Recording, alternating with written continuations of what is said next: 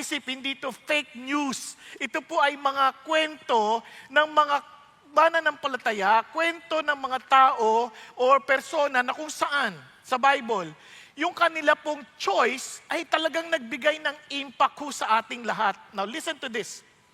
Lahat tayo ay may pagpiling ginagawa. Every day of our lives, namimili tayo. To some of you, namimili kayo kung pupunta kayo dito o mag-stay kayo sa bahay. Tama? And since mas malamig dito, dito na lang. Di ba? Pero hindi ko naman kayo hinuhusgahan. Yung iba sa atin, namili tayo na anong susuotin. But every choice we make, though it may be simple, hindi ibig sabihin yan ay private or personal. Bakit? Kasi somebody else will be affected. Simpleng pagkain. Pinili mong kumain ng Rebisco. Halimbawa lang, hindi ko ina-advertise yung biscuit. Kanya lang, sample lang. Yung pinili mong yon, it affected yung manufacturer. Yung mga taong nagtatrabaho doon. Kaya every decision we make, somebody else will be affected. Tama, mali? Now, kunyari, ikaw nagdamit, namili ka ng damit, bumili ka ng damit sa Uniqlo, o hindi ko naman ina-advertise sa Uniqlo, gusto mo H&M, okay lang din. Now, the point is this, naapektuhan mo yung mga nagtatrabaho sa Uniqlo, mga nagsusupply ng damit sa Uniqlo, at kung ang pinili mo yung damit na nakahanggang pusod lang, maapektuhan ang mga titingin ng pusod mo. Di ba? Kung natutuwa silang madumi at malinis yan, may effect yan. So, what I'm trying to say is this, big or small choices is not personal. It always affects somebody else. Lalong-lalo na kung mga defining moments na choices sa buhay. Mapapangasawa, magtrabahong kukunin, karerang tatahakin. Kaya our choices are too important. Alam nyo bang may mga choices na talagang sometimes you have to let go and lose something talagang significant to gain more. Halimbawa po, si Winston Churchill. No? Kilala niyo siya? Oh, buti pa kayo. Ako hindi ko siya nakilala. De, joke lang. Nabasa ko lang siya. Pero si Winston Churchill, noong ikalawang pandaigdigang digmaan, nakuha ng kanilang intelligence yung code ng Nazi, ng mga Germans. Yung code na yon, nalaman nila, doon pa lang sa code, kung ano yung mga plano ng mga Germans, mga susunod pang mga hakbangin na kanilang gagawin. So they need to make sure that they will continue to listen to that code. Nakuha ninyo, to use that code to hear their plans.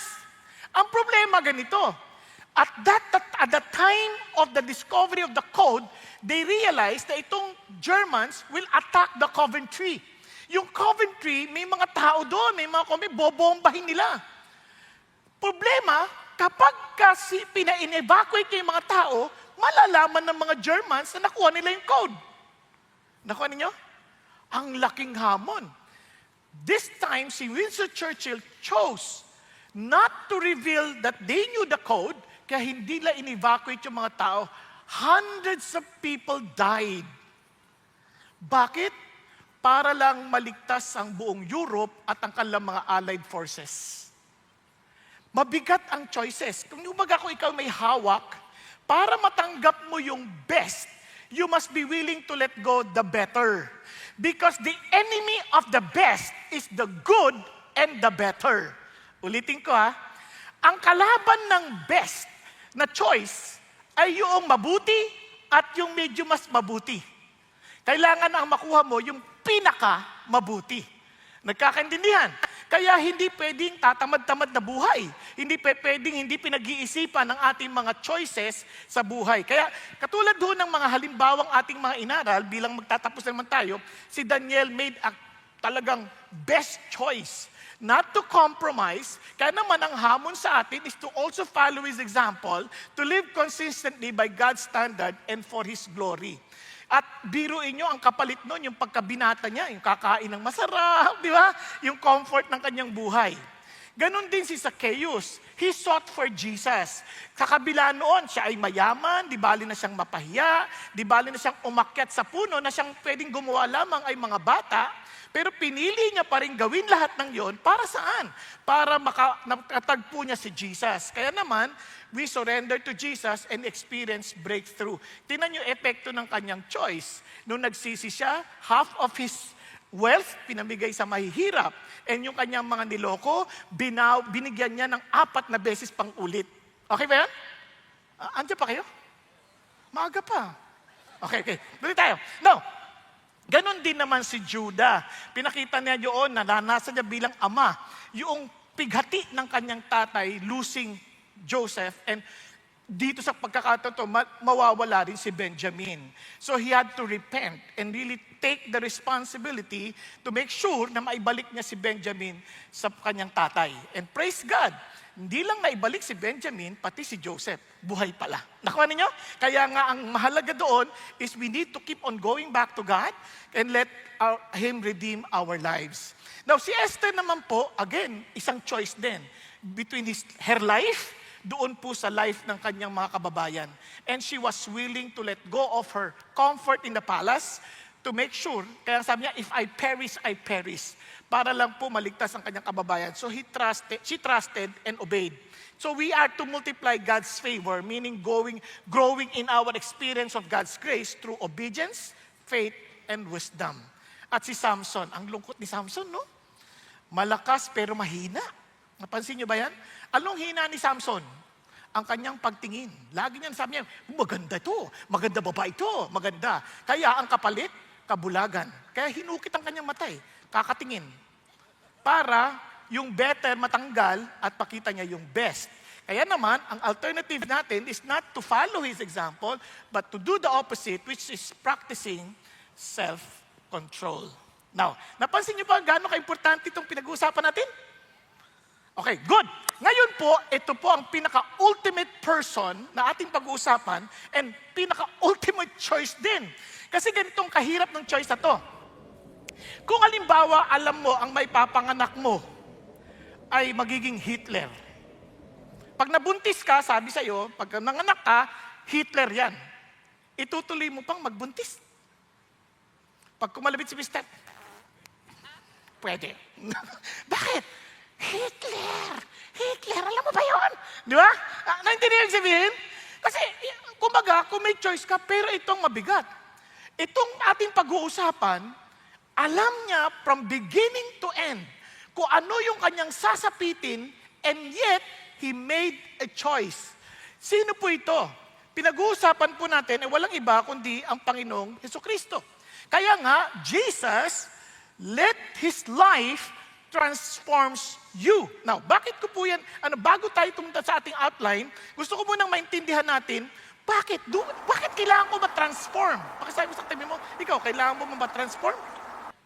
Ba't kailangan ma-transform? Ano ang problema sa mukha ko? May problema ba?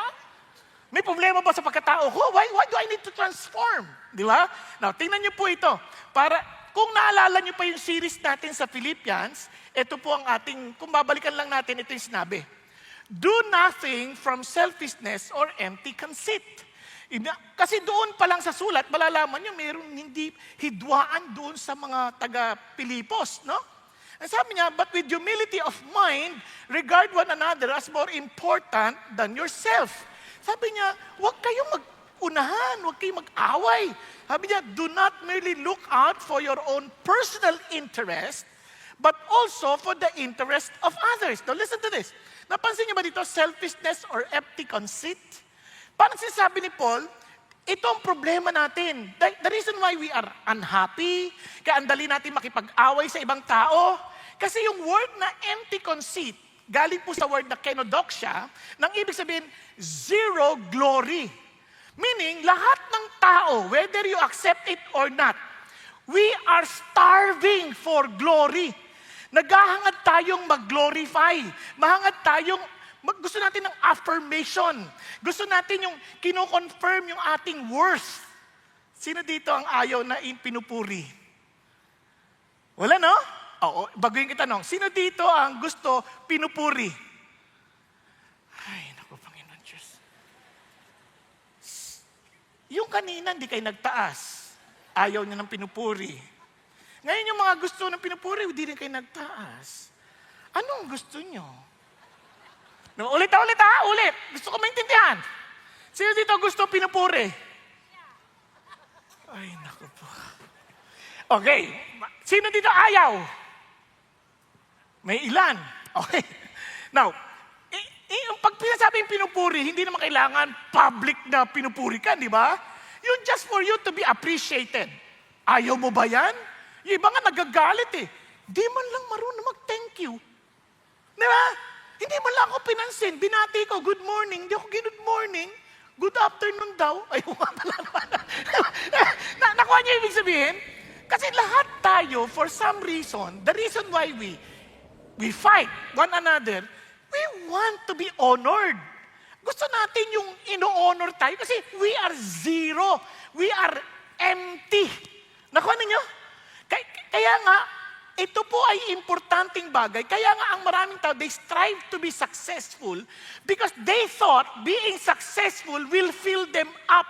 They'll fill their emptiness. Nagkakaintindihan? Yung iba naman gusto ng relationship. Kasi nga gusto natin ma-fill yung ating emptiness. Kasi pag wala kang boyfriend, ano ibig sabihin? Ano ba, pangit ba ako? Wala kang boyfriend? Hindi naman. So, sobrang ganda mo eh. Kaya lang, bakit ako walang boyfriend? There is something empty inside na you want to fill it. Nakuha natin? Bakit kaya, kunyari mga lalaki, bakit ako wala nagkakagusto sa akin? So again, you feel something empty. You want to enter into a relationship. Not because you want to be a blessing to someone else, but simply because you want to be filled. Hello? Andiyan kayo? Kaya lahat tayo, kaya yung mga bata, pansinin nyo, di ba? Sino dito mga magulang? Okay. Sa lahat ng magulang, napansin nyo ba yan? Papagalitan natin anak natin para dahil sa kanilang misbehavior. But oftentimes, lalong lumalala sila. Bakit? Because sometimes, what they are looking for is not correction, but your attention. Nandiyan pa kayo? Kasi may emptiness that they need to fill up. Kahit iba sa atin, bakit tayo nagpapakulay ng buhok? Because we feel that by having that kind of hair color will bring attention. That will fill up our emptiness. Ba't tayo nagagalit pag naapakan tayo? Pag malambot pa. Bakit? Because we want that honor. Kasi we're empty. Kaya, di ba yung mga bagay na yon doon tayo nasasaktan? May mga nagagalit sa akin dahil pag nagsasalita ako, akala sila tinutukoy ko. Why? Because they don't want, any one of us, they don't want to be slighted. Nagkakanid yan. Andiyan pa kayo? Kaya ito yung problema natin. Kaya marami sa atin hindi masaya. Because of that vain conceit. Because of that zero glory. Kaya kailangan natin magbago. Hindi natin alam problema natin. Kaya pag sa bahay, yung anak ninyo nagdadabog daw, hindi mo maintindihan, may tama yan. Zero glory. Di ba? Kapag ang magulang nyo nagtatampo, ganda pa palagi-edad na, lagi na lang kayo, hindi na kayo napapansin. Zero glory. Kasi dati nung siga-siga pa sila, makinig ka sa akin ha. Ako nagpapakain sa'yo. Eh ngayon, wala ka ng energy. Sila nagpapakain sa'yo. Ganda pala po. Kawawa naman. Wala na kaming say-say. Nakuha? Kaya biglang lahat ng yan because of that empty glory. Now, yan ang dahilan we need. Anong solusyon? Yun. Anong solusyon? Kaya titingnan natin si Jesus. Because Jesus' life choice was to live completely obedient to His Father. Bakit? Because His choice gives us the power to change. Hindi natin kaya on our own. Bakit? Kahit anong ilagay mo, hindi nag-feel. Kulang ng kulang. Kaya kahit makilala ka, graduate with honor, 2 linggo lang nila maaalala. Maniwala kayo. Alam ko ang feelings. No. yung feeling mo gwapo ka, laging may mas gwapo sa iyo. Laging may gwapo na naman. Pag iniisip mo yung magandang katawan, may mas magandang katawan kaysa sa'yo. At isang araw, yung muscle mo bababa, dito na siya. Naku, kahit anong gawin, kahit anong tingin, ganyan. Kabubuhat mo lang ng 2 lata. Wala. Mawawala lahat. Tatanda at tatanda. Di ba? Sabi nga, tatanda at lilipas din kayo. Ganun talaga buhay. That's empty conceit. Now, buti na lang, mayroong enough to fill it up. Kahit na may butas pa yan, dahil siya ay soup, kumbaga kung ito ay maliit na bagay at nilagay mo sa ilog, kahit butas yung baso yan, mag-overflow yan. That's why only Jesus can fill that up because He alone is eternal. Nagkakanig yan. So, yung choice niya ngayon will give us the power to change. Now, tingnan natin ngayon ang ating outline for this afternoon. Unang-una, bakit? Because He emptied Himself, the humiliation of Christ. His emptiness becomes our fullness. Yung ko ba, yung hinubad niya, binigay niya sa'yo. Di ba? Okay ba yan?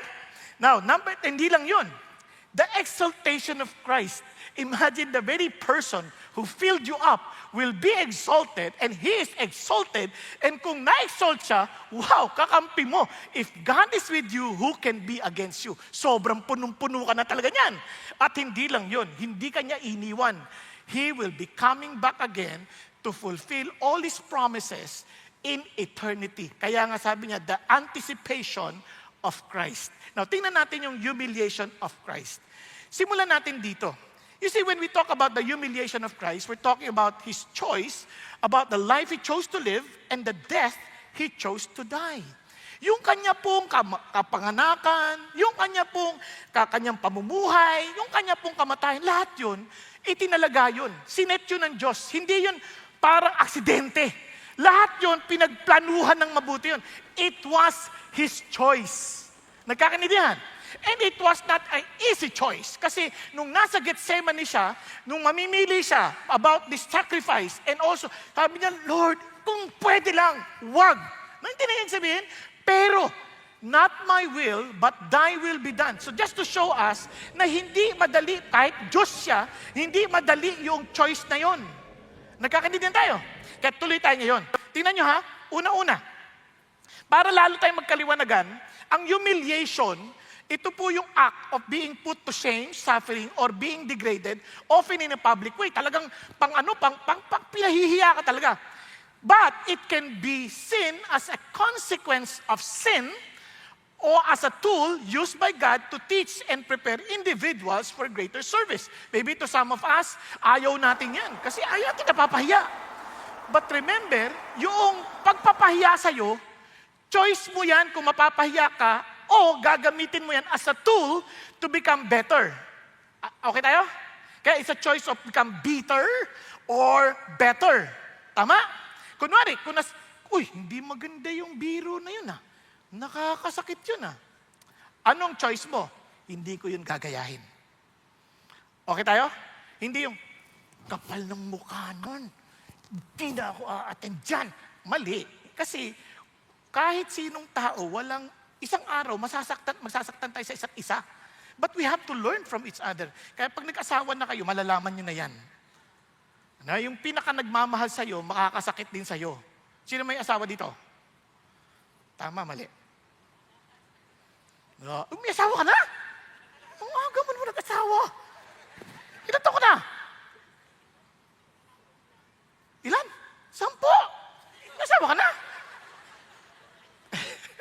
Hindi, napapanood mo lang siguro. Nag-inat ka. Sorry hindi kita nilalagay on the spot. Gulat lang ako kasi takas ka ganyan. Talaga, kala mo hindi ako nakakita. Valid. So, importante yan. Kahit mahal na mahal ka, masasaktan ka. Kahit mahal na mahal mo, masasaktan mo. Nakuha ninyo? Kaya, kahit sa church, huwag kayong magpapatrap sa ganyan. Lahat tayo masasaktan. But don't allow Satan to use that against you. Okay ba yan? Kaya yung pagiging humiliated, ikaw yun. It's your choice. Same thing with Jesus. Na mamaya papaliwanag sa inyo. Yung humility naman, kaya naman ito medyo naiiba kasi it's a voluntary state of lowliness. Ikaw mismo. Di ba? Itong isa, pwedeng hindi mo choice. Pwedeng nilagay sa'yo. Pero ikaw ang mamimili on how to respond. Dito naman, it's your already choice, no? To totally surrender yourself to God. Now, tingnan natin ngayon to. Now, halimbawa, Sa Philippians, di ba naalala nyo kanina, do not merely look out for your own interest, but for the interest of others. Tama? Tingnan yung sunod. Have this attitude in yourself, which was also in Christ Jesus. Ito yung sinasabi natin, humiliation ni Christ. Tingnan nyo Christ Jesus, who although He existed in the form of God, did not regard equality with God a thing to be grasped, but emptied Himself, taking the form of a bondservant, and being made in the likeness of men, being found in appearance as a man. He humbled Himself by becoming obedient to the point of death, even death on a cross. Alam nyo, ang hirap imaginein, paano magiging humiliation, halimbawa, ang kapanganakan ng isang tao? Magiging humiliation yun. Paano magiging humiliation ang pamumuhay ng isang tao? Paano magiging humiliation ang kamatayan ng isang tao? Which is but normal. Sino ditong hindi mamamatay? Lahat ay mamamatay. How could that be a humiliation? Now, sa case ni Jesus Christ, ito kasi yun. Jesus Christ is not just a man. He existed in the form of God. He did not regard equality with God. Si Jesus, hindi tao. Diyos. Nagkakanindihan tayo? Now, isipin nyo, lagay nyo na to. Sabi niya, in the beginning, in eternity past, was the Word. And the Word was with God. And the Word was God. He was different from God, but He was with God, but He was God. Are you following? Then sabi niya dito, He was in the beginning with God. All things came into being through Him, and apart from Him, nothing came into being that has come into being. Nasusundan niyo ba ibig sabihin? Ang sabi rito, lahat ng bagay ay nandiyan dahil sa pamamagitan niya. At kung hindi sa pamamagitan niya, walang bagay na naradiyan. Lahat ng bagay ay nandyan because of Him. So it's one way of saying, He created everything. Andiyan ba tayo? Siya yung nag-create. Ito ang problema. Dito pa lang, humiliation na. He was in the world. Dumating siya dito. And the world was made through Him. Sino gumawa ng mundo? Yung Word, siya. And the world did not know Him. Hindi siya kinilala. Tapos, He came to His own, and those who were His own did not receive Him. Di ba laking pangungutya yan? Di ba dumating yung gumawa, tapos hindi mo pinansin, parang, sino ka? Tinaboy. Are you following? Eto pa. Sabi niya, sa John 1:14, sino ba yan? And the Word became flesh and dwelt among us. And anong susunod ito? Si John, the beloved. And we saw His glory. The glory as the only begotten from the Father, full of grace and truth. Wow! Ito si Jesus, hindi ordinaryong tao. Siya'y Diyos. Siya'y naglikha. Ngayon, nagkatawang tao. Yun lang maipanganak ka. Alam niyo yung kwento na siya ay nanganak sa isang mahirap na pamilya. Kung ikaw ang Diyos, saan mo gusto maipanganak? Siyempre sa palasyo. Tama?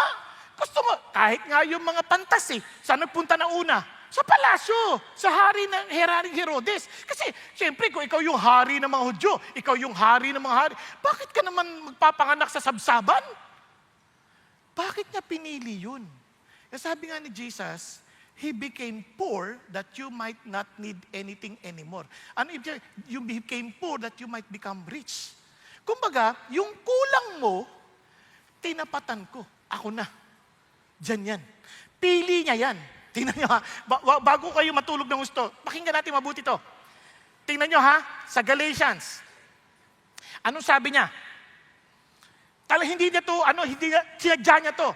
Grace to you, peace from God, our Father and the Lord Jesus Christ, who gave Himself for our sins so that He might rescue us from this present evil age, according to the will of our God and Father, to whom be the glory forevermore. Bakit napunta siya dito? Kasi, batid naman ninyo, hindi naman bumubuti ang lagay natin. Sobrang sama. Hindi siya pasama ng pasama. Lahat ng tao, parang ang dali mag-init ang ulo. Sa sakali, ang dali mag-init ang ulo. Parang walang pwedeng puwang ng pagkakamali. Ba nagkamali ka ng liko? parang di mo nakitang tatamaan ako. Ba't kasi nandiyan ka? Kasi sa alam ko, yung kalye, yung gilid na yan, wala nang dumadaan dyan. Kasi wala nang daan dyan eh. Gilid na yan eh. Tapos kakanan ka ngayon, biglang may motorsiklo. Ano siya?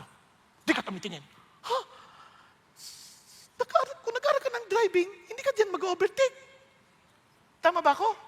Pero sila pang galit. No, hindi ko ini-insulti yung mga nagmumotor, ha? Baka ma-misinterpret yun. Nagmumotor din ako.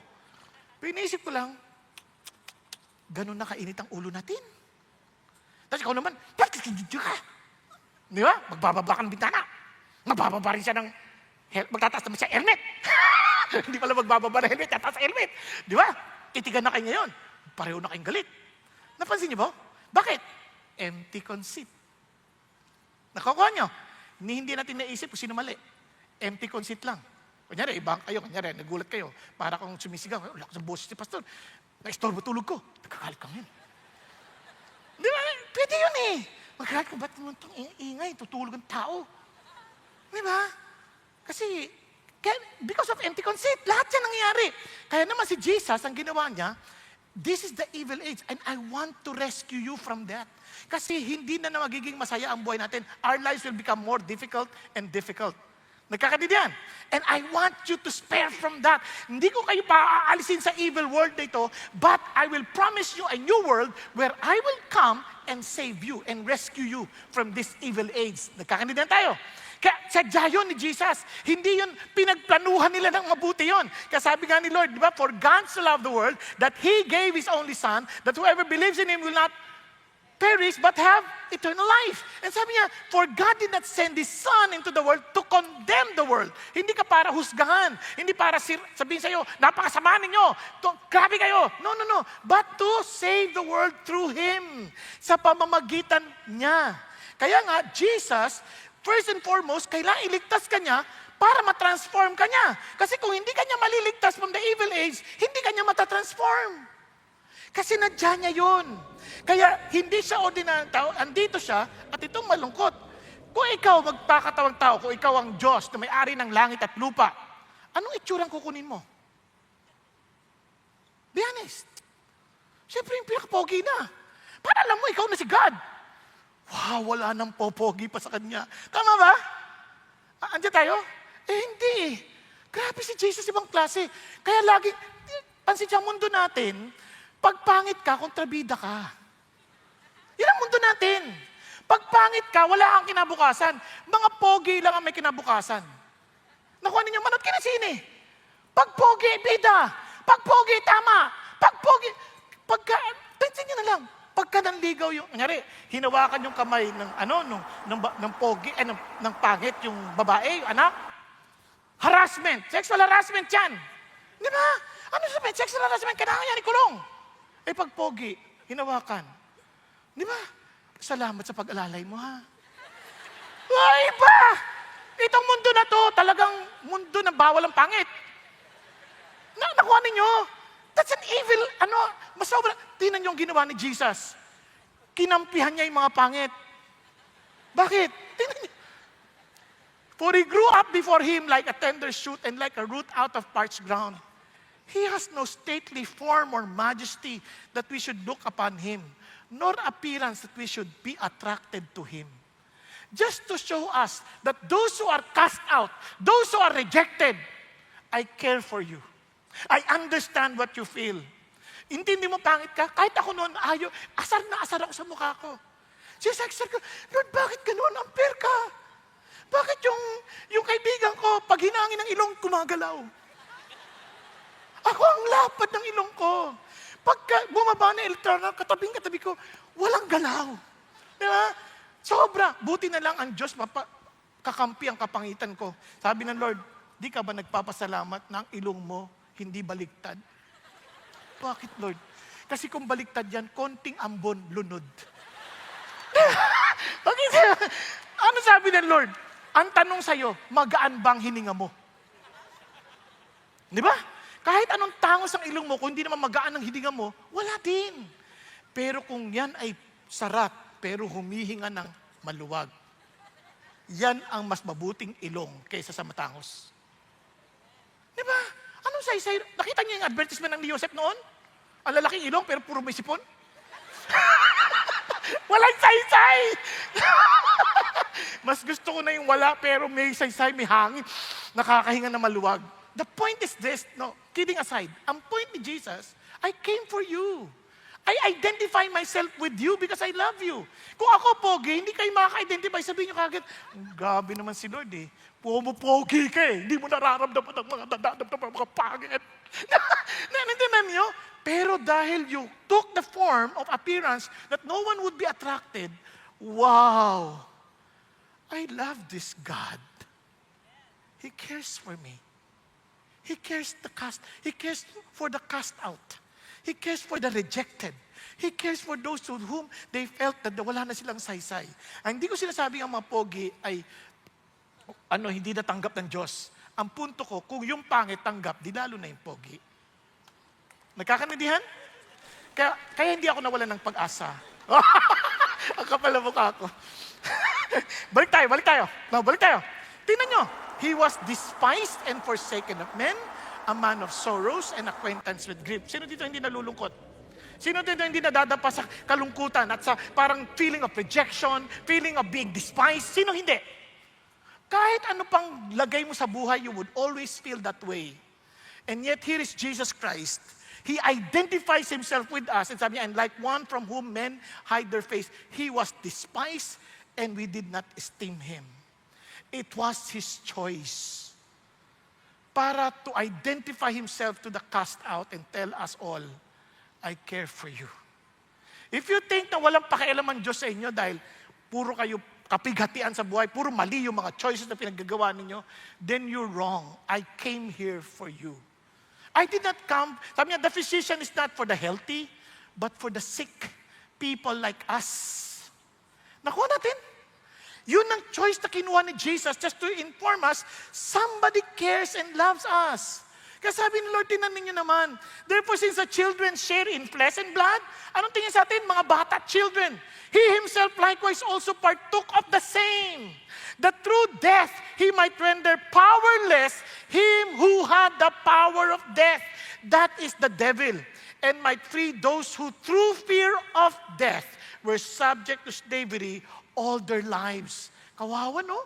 Sabi niya, gusto ko kayong palayain because you're enslaved by this devil all throughout your life, but I came here to free you. Kaya I took that humiliation, the consequence of that sin in public display, na kahit sa kapanganakan ko, kahit sa aking pagpili ng itsura, maging sa aking pamumuhay, I chose that path because I want to tell you, I chose that because of you. Because my Father desires you. Kumbaga, I want to please my dad. My dad, just like Judah, naalala nyo, iyak siya. Hindi ko kaya makita yung tatay ko na nalulungkot ng ganito. Just imagine if God is the same, kung ganun din yung heart niya, which is much more. Kumbaga, walang in comparison yung kanyang love and compassion to these earthly fathers. And sabi niya, hindi maatim ni Jesus na hindi ka maiuwi sa tatay dahil hindi malulungkot ang tatay nang wala ka. Ganun niya tayo. Kaya handa siyang ma-humiliate. Handa niyang piliin yung path na yon. Okay? Nagkakaintindihan? Now, tingnan niyo po, at ang yung kumbaga, worst display of humiliation was his suffering and death. Pag-isipan niyo mabuti, mabilisan lang. When he was arrested, grabe. Sabi nga niya, ba't nyo kina-aresto with clubs and ano? Bakit? Criminal ba ako? Yan ang tanong. Yun pa lang, kung ang pagtrato sa kanya, pagdating sa Garden of Gethsemane, umiiyak siya. Sinasabi sa kanyang mga alagad, I will suffer from the hands of the chief priest. Sabi niya, kung kayo, yung kaibigan mo, 12, kasama dyan, at ikaw namimigati. Sabi niya, samahan niyo na ako sandali. Tapos nagpe-pray, kitang-kita lang. Tapos tinulugan ka, anong pakiramdam mo? Pag-isipan niyo, anong pakiramdam mo? Kasi sabi sa'yo, Pare, Albert, tama na ako, no?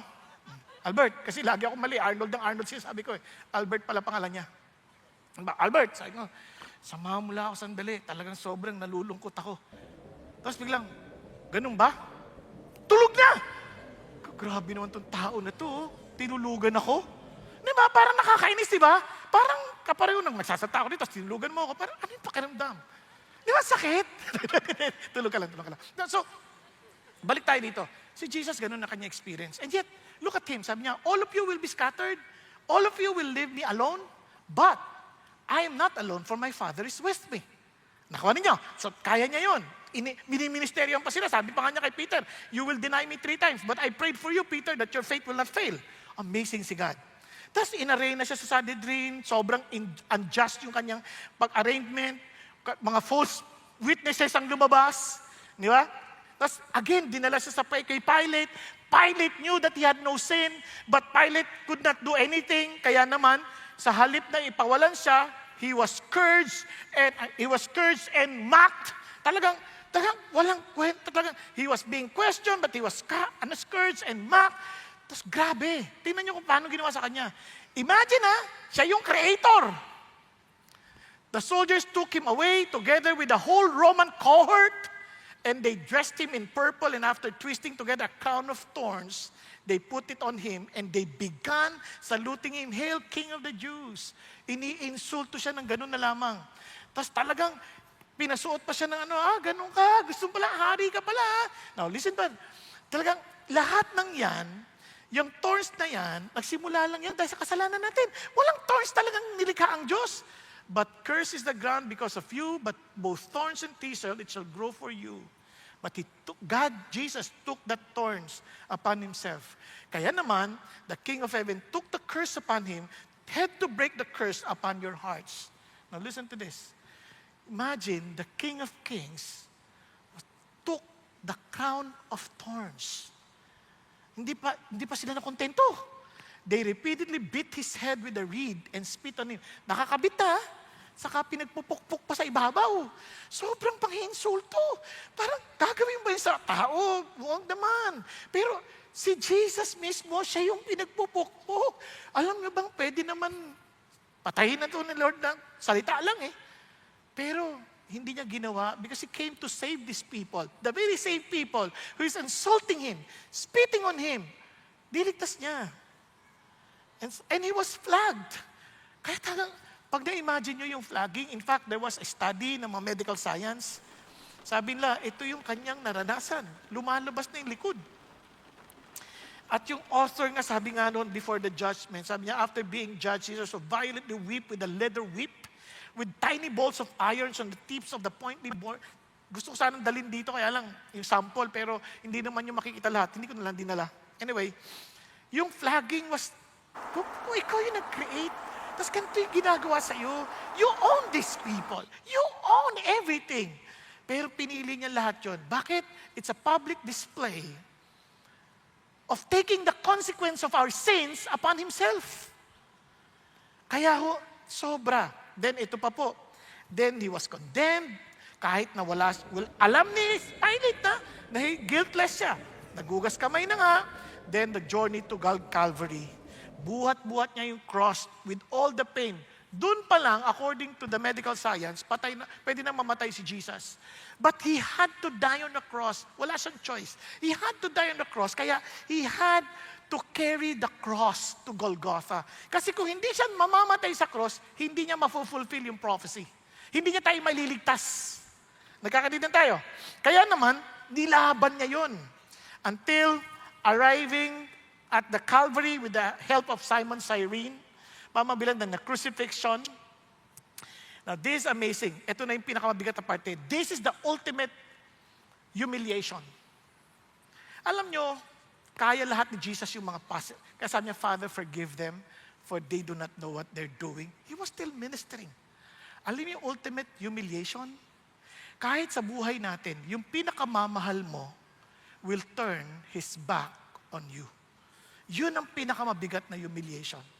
The closest person that you have in your heart, all of a sudden turn his back on you. The very person you depend on, all of a sudden will turn his back on you. For the first time from eternity past to eternity future, for the first time, Jesus cried out, calling his Father, my God, why hast thou forsaken me? Bakit? Kasi he became sin on our behalf. He who knew no sin to be to be sin on our behalf. Siya yung naging kasalanan, and God hates sin. And we separate from God because of sin. Nagkakanin tayo. He took that sin upon himself for the first time. My God! My God! Kumbaga, Lord, huwag mo ko iwan, kaya ko eh. Pero yung wala ka na, paano na to? My God! Hindi yan parang bagay na nagkataon na hindi niya sinasadya, hindi niya ina-expect. Hindi, sa Psalm 22, mababasa niyo yan. Expected yan. Prophesied na yan. And yet, he went through, kaya doon sa Gethsemane, if possible, yun yung kanyang ina-agonize. Ayoko mahiwalay sa'yo, Tay. Kung pwede lang, may ibang paraan. Pero not my will, but thy will be done. And alam niyo, napakahirap din sa tatay yun. Nakuha ninyo? Kasi nga, mga tatay, minsan, ako na lang magdusa, wag na lang anak ko eh. Sa totoo lang. Pero ito, wow. Ito yung dinadaanan. At itong pinakamabigat. Dahil dyan, ano sunod niyang sinigaw? I'm thirsty. At sabi niya, and he was given a sour wine. Sobrang kahihiyan niyo. Bakit? Yung sour wine na yan, tsaka yung tubig na kinukuha nila, yun yung panghugas lang ng puwet. Yun ang pinang-iinom sa kanya. At yan bagay na yan, again, hindi yan aksidente, hindi yan parang dun lang nangyari. It was prophesied long ago. Alam na ni God yung kasama yan sa kanyang choice na gagawin. Bakit? Kasi, all of us who are not with Jesus will one day cry out in the place of the dead. At itong sasabihin natin, he cried out and said, Father Abraham, have mercy on me and send Lazarus so that he may dip the tip of his finger in water and cool off my tongue, for I'm in agony in this flame. Kasi one day, if Jesus is not in us, if Jesus is not our Lord, if we are not reconciled back to God through Jesus, all of us will cry out before God in eternal damnation. Lord, my God, why hast thou forsaken me? I'm thirsty. Can you imagine yung mayaman na tao? Kung ikaw ay uhaw, isang pitchel man lang. Pero ito kahit na isang patak lang, finger full of water lang, would be enough for me. Big minta, sobrang tuyo. All of that, Jesus took upon himself to free us up from experiencing this in the future. Kaya sabi niya gano'n. Kaya pagdating niya sa cross, ano sinabi niya? Kaya pati yung cross, it's a choice. Bakit? Christ redeemed us from the curse of the law, having become a curse for us, for it is written, cursed is everyone who hangs on a tree. Kaya kailangan sa cross siyang mamatay. Hindi sa silya elektrika, hindi sa anumang bagay. And ang cross na yan, inimbento ng mga Assyrians and Babylonians yan, at pinerfect ng mga Romans. In order that in Christ Jesus, the blessings of Abraham might come to the Gentiles, the past, so that we would receive the promise of the Spirit through faith. Kaya naman, pagkatapos ng lahat ng iyon, ano sinigaw niya? It is finished. Ano yung ibig sabihin ng it is finished? Yan ay tinatatak kapag ito ay sa kulungan, bayad na yung sentensya mo. Tetelestai. Kapag ikaw may utang at nabayaran na, tatatakan na yung papeles mo, paid in full. Tetelestai. Kapag ikaw ay prisoner of war at pinalaya ka na, tatatakan na ng tetelestai. Paid in full. And sinasabi ni Jesus, lahat ng utang ng mga taong ito, bayad na. Paid in full. Di ba? Kaya yun ang dahilan kung bakit tayo ngayon, wow! Lord, thank you. Pero wait lang ha. Kahit bayad na yan, kung hindi mo tatanggapin na siya yung nagbayad, kasi ang mangyayari yan ganito, di ibig sabihin, pag tinanggap ko, ikaw nagbayad ng utang ko, di utang na loob ko na lahat sa'yo. Ikaw na parang Panginoon ng buhay ko. Ayoko. Gusto ko pa rin mabuhay on my own. Then you will pay your own debt in eternal damnation. But God is giving us all the chance to remember, bayad ko ni anak. It's just a matter of you being humble enough, aminin, kailangan mo ko. And you come back to me and remember me as your Lord and as your Savior. Are you following? Now, yan po yung pangako ng Diyos sa atin. Kaya nga sabi ni Lord, ito yung ibig sabihin nun. As Moses lifted up the serpent in the wilderness, even so must the Son of Man be lifted up, so that whoever believes will in him have eternal life. Ano ibig sabihin yan? Naalala nyo sa Numbers 21? Ano yung meron sa Numbers 21? Tinutuka sila ng ahas dahil reklamo. Puro reklamo. Isang obvious sa ating lahat, reklamo tayo na reklamo.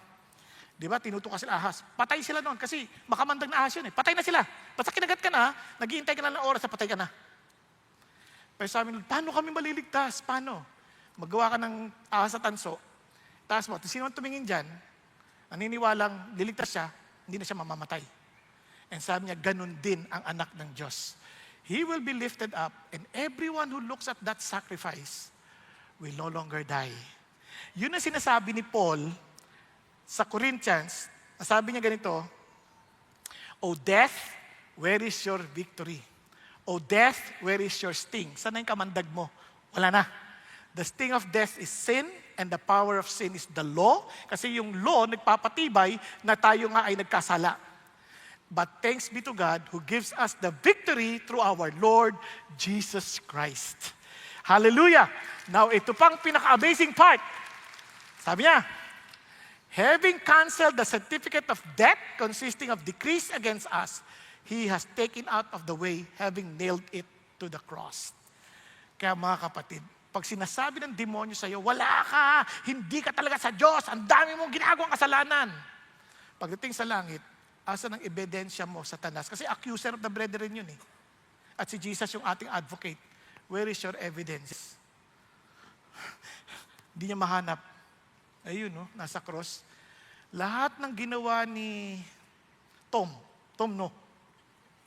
nabalutan na ng dugo, di mo na mababasa.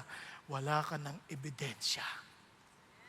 Dahil ipinako lahat ni Jesus sa cross. Yun yung confidence. Kaya praise God. Wow! Totoo ba to? Too good to be true.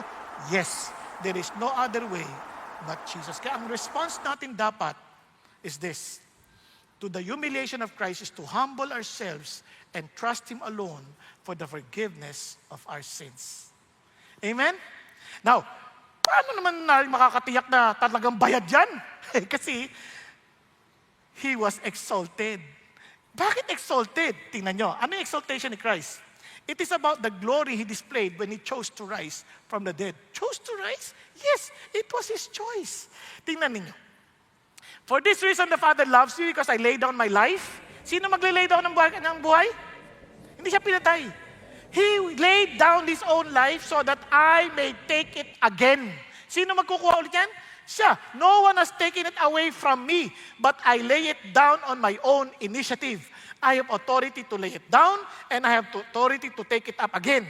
This commandment I received from my Father. Kaya, when He died, when He was buried, on the third day, He rose again. Hallelujah! Kaya doon nagpapatunay, bayad yung utang. Now, listen to this. Ganyan ka-importante yung resurrection. Bakit kamo? Kasi kahit anong sabihin natin sa mga pinagpipreach natin yan, that Jesus Christ died for our sin, that Jesus Christ the only hope we have, kung di siya nabuhay, walang kwenta yan. Di ba? Tingnan ninyo. Sabi ni Paul, kung walang resurrection ng kamatayan at si Jesus Christ hindi nabuhay magmuli, kung wala, hindi siya nabuhay magmuli, lahat na itong pinipreach natin, useless to. Sayang ang oras nyo dito. Sabi nyo, hindi naman totally sayang kasi nakatulog kayo. Pero malamig pati, di ba? Pero sayang yung pamasahe. Sayang yung mga, yun ang sinasabi niya. Your faith also, useless yan. Ba't ka pa naniniwala kay Jesus? Useless yan. And sabi niya, moreover, we are even found to be false witnesses of God. Para tayong mga huwad na mga patotoo. Kasi kung hindi naman siya, nabuhay magmuli, then we're testifying against God that He raised Christ, whom He did not raise. If in fact the dead are not raised. Kaya tanong, but if there is no resurrection of the dead, not even Christ has been raised, and if Christ has not been raised, then our preaching is vain. Inulit na naman. Paulit-ulit, sabi niya, wow. Now, pag-isipan niyo mabuti. Kaya alam niyo kung bakit ang Christianity, ang foundation niyan, nabuhay si Jesus ulit. Yan ay isang bagay na kung seryoso mong sisiyasatin at i-research, matatagpuan mo ang totoong katibayan. Maraming tao sabi, hindi totoo yan, katang-isip lang yan. Have you studied it? Pag-isip mo, kung totoo yan, at ayan yung tiyak ko mapapatunayan. Bakit? Kasi,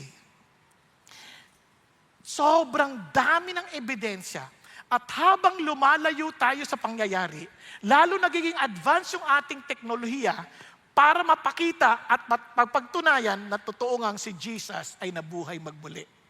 Wag na wag natin sabihin na hindi yan totoo. Inaral mo ba? Binasa mo ba? Ni-research mo ba? Kasi ako personally, talagang ni-research ko na rin. Kasi, siyempre, ayoko namang masayang ang buhay ko. Nagkakandilan, etong pinakamagandang bagay. Dahil buhay si Jesus, makakausap mo siya. At talagang mararanasan mo siya. Bigyan ko example. Ito, kagabi lang to nangyari. May kukumpisal ako sa inyo. Tatandaan nyo, tao lang din po ako. Nagkataon po, habang ginugupitan ako ng asawa ko, siya nagugupit sa akin, nagkikwentuhan kami. Nasaktan ako sa aming kwentuhan. Sabay siya nasasaktan ako sa itsura ko. Hindi, maganda gupit niya. Dumating ang punto na nainis ako, galit na galit ako sa puso ko. Sabi ko, napaka-hipokrito ko, ayoko na mag-preach, ayoko na magre-resign na ako, this would be my last. That's it. Iyak ako sa Diyos, Lord, hindi ko na kaya. Nahihipokritohan ako sa sarili ko. Parang hindi ako taong pinili mo para magsalita. Parang dami kong inis sa puso ko. Umiiyak ako sa Diyos. Biruin naman ninyo, sa lahat naman ng pagkakataon, nag-pray ako. Tapos ako, Lord, pag di mo ako kinausap dito, I'm done. I am totally done. And would you believe, sumagot ang Diyos. Binuksan ko yung aking libro. Basically, aking Bible app. At ito po ang sagot niya sa akin. Tingnan niyo naman kung hindi ba naman buhay ang Diyos na eksakto kung ano yung sinisigaw ko, yun ang sinasagot niya. Babasahin ko sa inyo. Sabi ko, Lord, I'm done. Ayoko na. Ito sabi niya, stand still. See the salvation of the Lord. Diba, di ba? These words contain God's command to the believers when He is reduced to great straits and brought into extraordinary difficulties, He cannot retreat. I'm telling you, ang pinakamabigat na humiliation, yung tatanggihan ka ng pinakamamahal mong tao. Tama ba? So yan. Ako yung medyo naiinis. He cannot retreat. He cannot go forward. He is shut upon the right hand and on the left. What He is now to do? Nagkakaintindihan? The Master's word to him is stand still. It will be well for him if at such times he listens only to his Master's word. For other and the evil advisors come with their suggestions, despair, whisper, lie down and die. Give it all up. But God would have us put on a cheerful courage even in our worst times. Rejoice in His love and faithfulness. Sabi niya, cowardice says, retreat. Diba? Yung kaduwagan, sinasabi niya, umatras ka na. Go back to the worldly way of action. You cannot play the Christian part. No? Kasi niya, yung eksaktong tanong ko. Sabi niya, you cannot play the Christian part. It is too difficult. Relinquish your principles. Sinasabi, ibitaw mo na yan, kalokohan yan. And sabi niya, but however much Satan may urge discourse upon you, habang dinidi ni Satan sa ito, you cannot follow it if you are a child of God. His divine fiat has bid thee go from strength to strength, so thou shalt, and neither death nor hell shall turn thee from thy course. What if for a while thou art called to stand still? Yet this is but to renew thy strength for some greater advance in due time. Precipitancy, Christ, do something, steer yourself to stand still, and wait its sheer idleness. To make the long story short, tuloy-tuloy yung pangusap ng Diyos. And listen, after that, sabi ko, Lord, ako ang mali, hindi yung asawa ko. Sigurado hindi magsasorry sa akin yan. Pero hindi ko rin kayang mag-sorry. Naintindihan niyo naman, ba? Sa pagkakataon na to, talagang I felt so empty conceit. Anong gagawin ko? I don't know where to start. Dito na. Nagkita na kami sa bathroom. Nagkanda-handa, ayos-ayos, walang usap-usap. Alam mo, mga mayayabang na tao, nag-aaway, umiga na ako, nagpabasa, Lord, tulungan mo na ako. Hindi ko to kaya. Magpiprints ako bukas. Nakapal na mukha ako. Sa loob-loob ko, nagpipray ako, umiyak ako sa Diyos. Buti, kasi buhay naman siya, kausap mo siya, tama? Aba, mamayang konti, lumapit yung asawa ko. Umakap! Tapos, naghihingi na parang, sorry. Alam, inakap ko na. Alang magbayabang pa ako, di ba? Wala nang ganon. Inakap ko na rin. Tapos saka ako humingi ng tawad. Sabi ko, patawarin mo ako sa mga pinagsasabi ko, hindi yun tama. Doon ko lalong napagtanto, buhay ang Diyos ko. Di ba? Hindi lamang siya isang aral, isang katotohanan. Hindi ko ina-expect sa tanda ko. Ito ngayon pa ako makakaranas ng pagsuko. Hindi ako papayag. Sabi ng Diyos, hindi ako papayag. Stand still. I am your God. I am alive. I will bring you to the end. Are you following? Kaya naman, imagine, because of Jesus, who is risen, ano ang ating benepisyo? Our preaching is of eternal value. Importante ito. Our faith is priceless. We are eyewitnesses of the grace of God. Our sins are 100% forgiven. Our departed brothers and sisters are enjoying Jesus right now. Hallelujah. And our hope is both this life and forever. Kaya naman, paano kayo hindi magre-rejoice? Amen po? And look at how Jesus exalted. When He was humiliated, born in a manger, now He's seated at the right hand of God.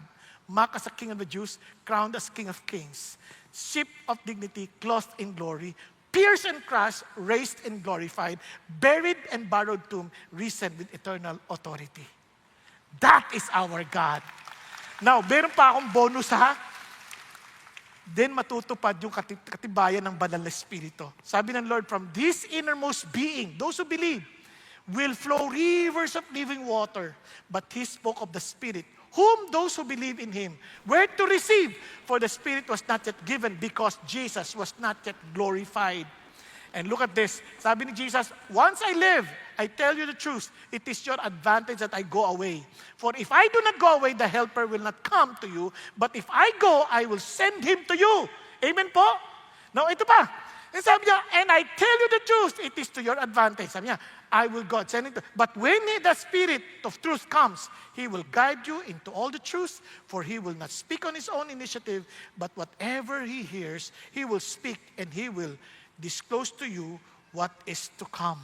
Kaya naman, you can really tell God your issues, and God will guide us.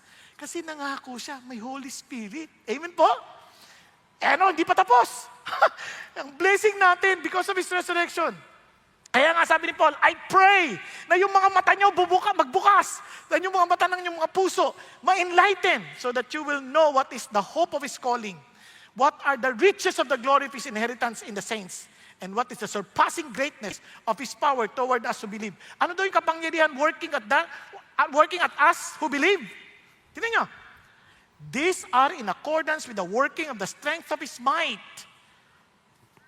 which He brought about in Christ when He raised Him from the dead and seated Him at His right hand in the heavenly places, far above all rule and authority, power and dominion, and every name that is named, not only in this age, but also in the one to come. Friends, anong namatay sa'yo na hindi kayang buhayin ng Diyos? Pangarap? Direksyon? Bigyan ko yung sample. Mabilisan lang. Tatapatin ko kayo. For a while, parang nawalan ako ng gana para sa bayang Pilipinas. Naiinis ako. Sabi ko, Lord, ba't ganito bayan namin? Parang wala na kinabukasan.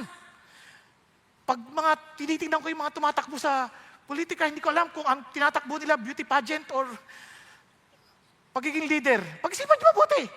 Ang mga kampanya, kantahan, sayawan, meron pang bumabaliktad ng sayaw na, bakit kailangan mo gawin yan? Di ba?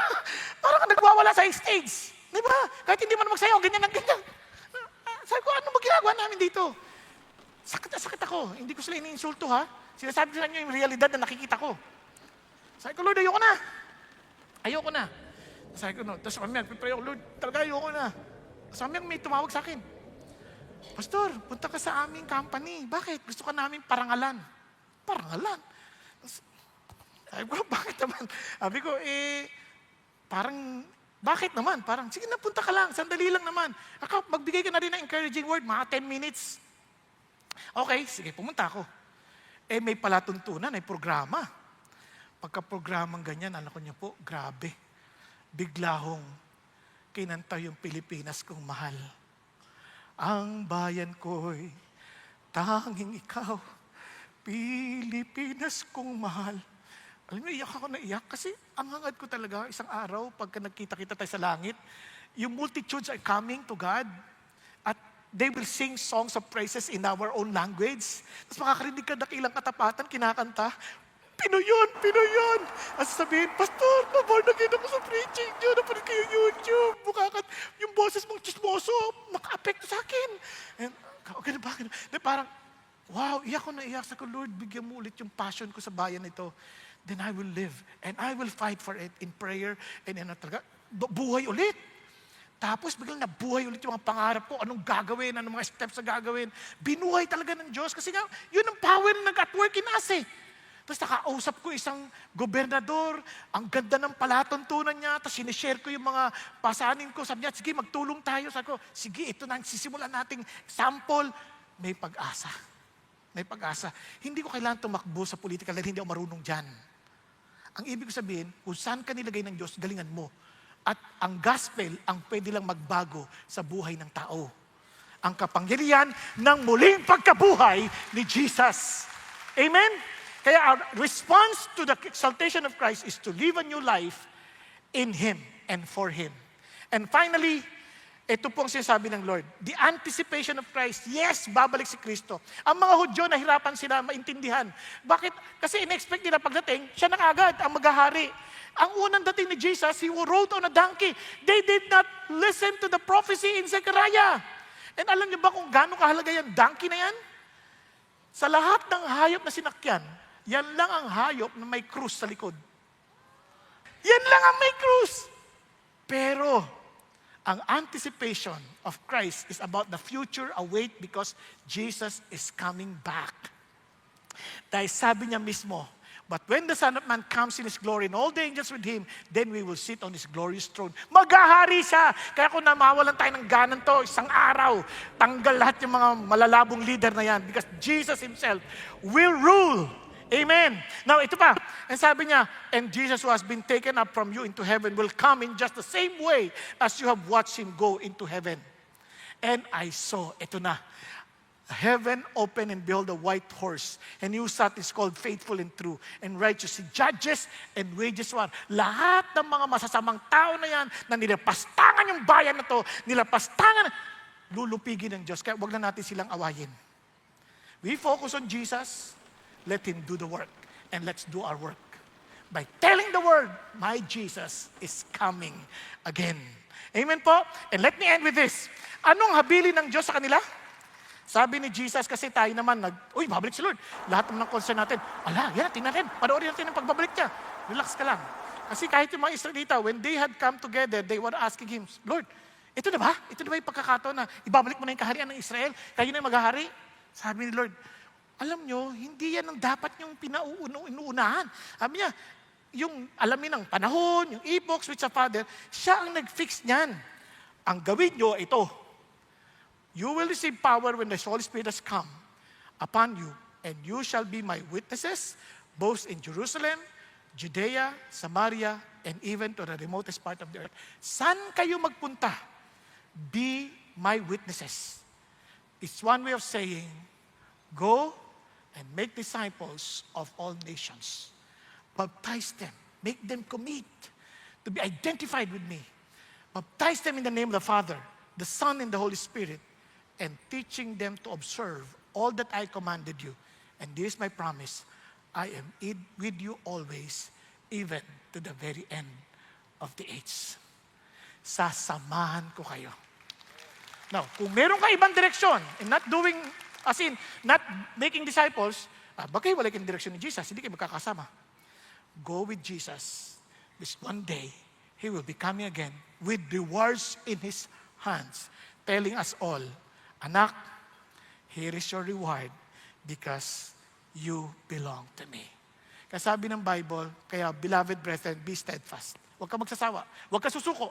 Be immovable. Always abounding in the work of the Lord, knowing that your toil, yung mga pagpapagal mo, hindi masasayang dahil buhay si Jesus. Amen? And let me end. For the love of Christ controls us. Having concluded this, that one died for all, therefore all died. And He died for all, so that they who live might no longer live for themselves, but for Him who died and rose again on their behalf. Sinong pinamumuhay mo?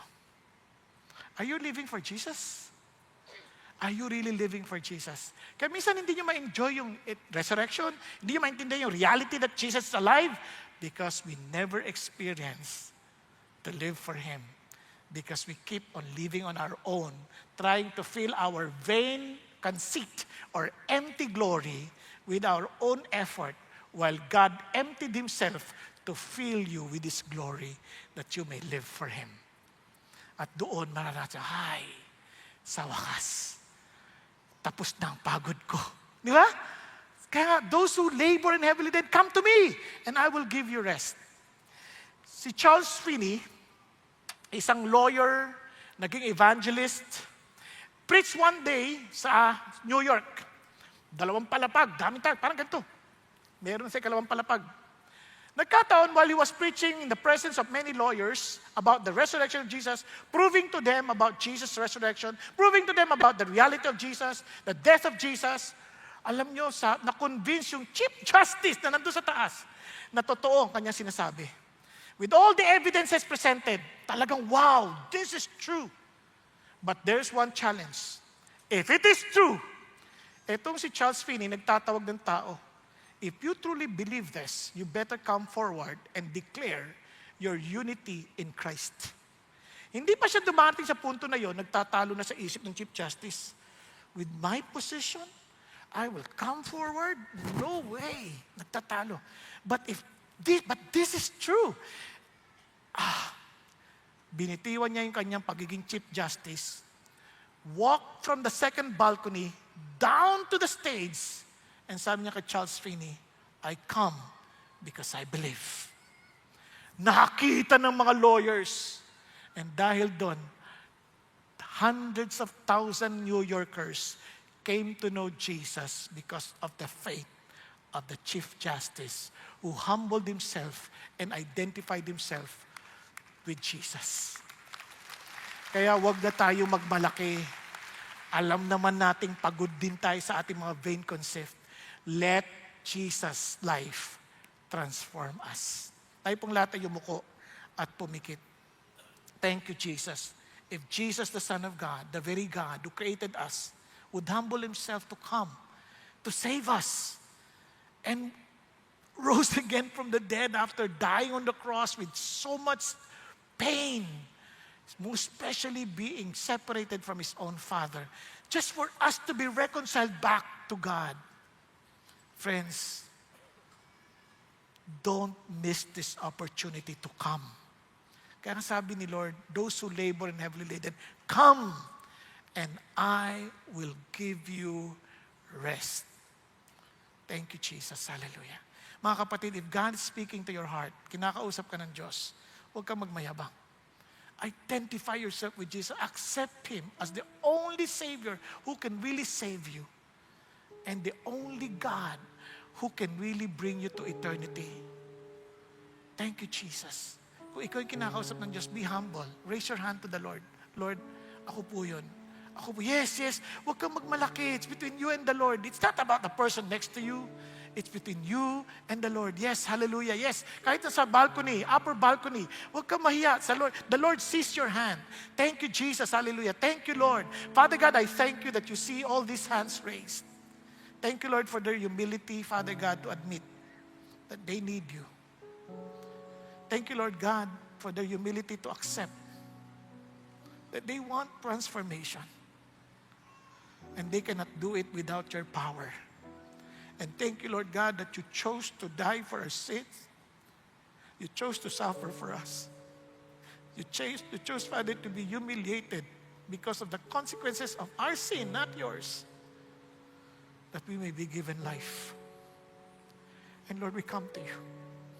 Thank you for paying the price that we were supposed to pay, but we could not. Thank you, Lord, that you died for me. And thank you, Jesus, that you did not remain dead, but you rose again from the dead. And you are alive. Thank you, Lord, that because you're alive, you have given us the Holy Spirit to empower us to live according to your will. And with the power of your resurrection, Lord Jesus, I pray that we too, Father God, will live with that same power, and that we would be passionate to tell the world that you are the Savior and the only hope that these people need. Hallelujah. Thank you, Jesus. Thank you, Lord. Lord, thank you for loving us and for saving us. And I pray, Father God, sa mga pagkakataon na to, ngayon naman sa mga nakaupo ngayon, inihamon ko kayo. Will you live for Jesus? Knowing that He's alive, knowing that He died for you, will you live for Him? No longer for yourself, but for Him. Kung yan din ang commitment mo, tayo ka. Tayo ka, Lord, I want to live only for you. Not for anything else, but for you alone. Lord Jesus, thank you.